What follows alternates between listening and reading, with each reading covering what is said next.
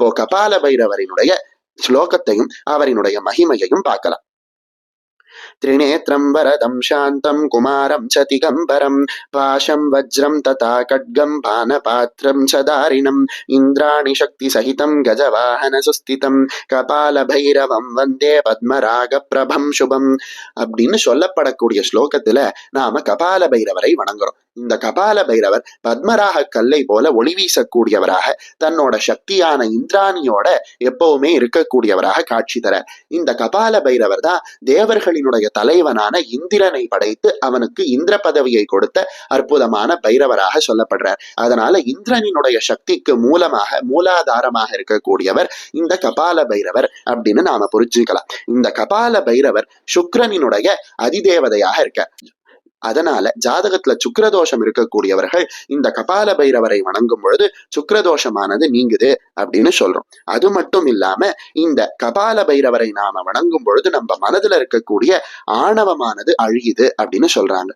அது மட்டும் இல்லாம போன பல ஜென்மங்கள்ல நாம செய்த பாபத்தையும் இந்த கபால பைரவரினுடைய வழிபாடானது அழிக்குது அப்படின்னு சொல்றாங்க. நம்மளை எதிர்த்து ஏதாவது மற்றவர்கள் அபிச்சாரம் செய்திருந்தாங்க அப்படின்னா அந்த அபிச்சாரத்தை அறுக்கக்கூடிய அற்புதமான சக்தி இந்த கபால பைரவருக்கு இருக்கு அப்படின்னு சொல்றாங்க. இவ்வளவு அழகான கபால பைரவரை நாம பார்த்தோம். அடுத்து நாம பார்க்க போறது யாரு அப்படின்னு கேட்டா பீஷண பைரவர்.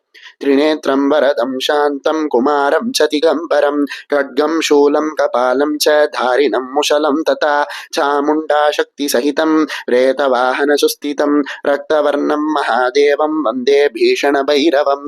இந்த பீஷண பைரவரானவர் ரக்தவர்ணம் அப்படின்னு சொல்லக்கூடிய சிகப்பு வர்ணத்தில் இருக்கக்கூடியவராக இருக்க. இந்த பீஷண பைரவரினுடைய சக்தியாக சொல்லப்படுவது யாரு அப்படின்னா சாமுண்டி தேவி அப்படின்னு சொல்றோம். அது மட்டும் இல்லாம இந்த பீஷண பைரவர் தான் நவகிரகத்துல முக்கியமான கிரகமான ஈஸ்வர பட்டம் பெற்ற சனீஸ்வரரை ஆட்சி செய்யக்கூடிய பைரவராக இருக்க.